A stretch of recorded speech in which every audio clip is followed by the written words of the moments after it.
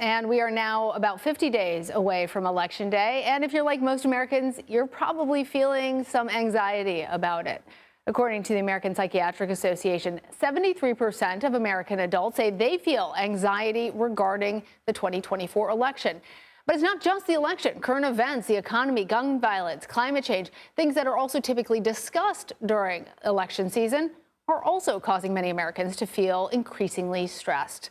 Dr. Sue Varma joins me now. She is a practicing psychiatrist and author of the book Practical Optimism, the Art, Science, and Practice of Exceptional Well-Being. First of all, that's an excellent title for a book. I'm feeling a little less stressed already, Dr. Varma.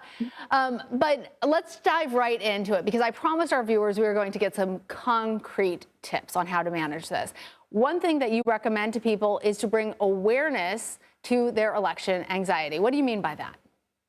Exactly. A lot of times people are saying, I feel really stressed out, but it's so hard for them to pinpoint because, as you mentioned in the statistics, it could be the election, but it could be all the issues, inflation, climate change, war, that are underlying the anxiety. So being able to pinpoint and say, I am watching a lot of news, I am more fearful of anxiety, of uncertainty, of worry, but ask yourself, how is this impacting you in your life? Is it causing distress where that it's affecting your sleep? Is it impacting your relationships to the point that there are more arguments at home? Are you getting distance from your friends because you're on a group chat and there's a lot of heated, divisive conversations going on that start to become disrespectful?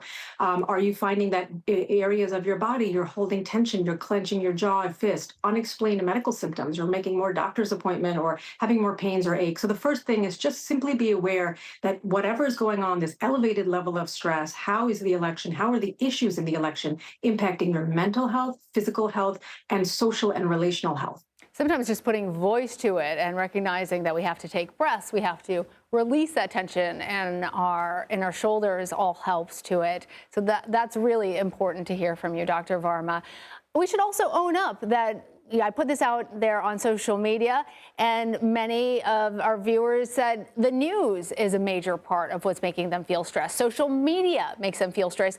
And one particular person actually said not knowing what's real is also increasing anxiety and stress. So given that, what are some of the tips that you have for folks out there?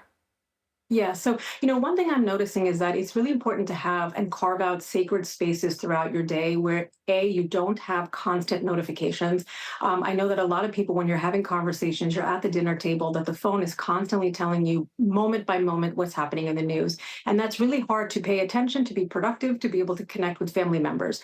So if you can, as much as possible, to have times where you shut notifications off that are not relevant or pertinent to you at that moment. The second thing is, do you have a timer on the social media apps? I know I do, and it reminds me after 1 hour, do you want to stay on? And then you have to be very intentional. Do you want to stay on for a minute, for 15 minutes, or do you want to dismiss the reminders for the rest of the day?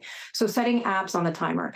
The other thing I would say is allowing the last 30 to 60 minutes of your day to be social media free, because what happens is a lot of that content, you're not even aware of it, not only the blue light, but it's the imagery, the content, and the helplessness that we feel when we're doom scrolling, which is we're looking for information, we're looking for solutions, but really we're just consuming in a very passive way. So to not let your sleep be impacted by a lot of the imagery. And then when it comes to the relationships, I would say this is a very delicate situation where we're in a loneliness crisis, and a lot of people are feeling alienated and disconnected from people. They have lost friends in the last election. Maybe they repaired some of those relationships, but then they come back and they're like, I want friends, but at the same time, I don't want to, have to hear the nonsense. So on your group chat, if you're lucky enough to be a part of a supportive community, say, hey, can we be respectful? And maybe this is not the place to share our political views. And then with family members, I think it's so key in the home to say, we don't need to be watching the news before we're going to bed. I always joke that with couples, nothing good happens after 9 p.m. because a lot of times we're tired, our defenses are down, we're super angry, and we're having a lot of heated conversations. So protecting the mental health and the physical health. I think these are really important conversations to have, and important too to say, you know what, I've had enough, ready for a breather, and I can come back to it at another time.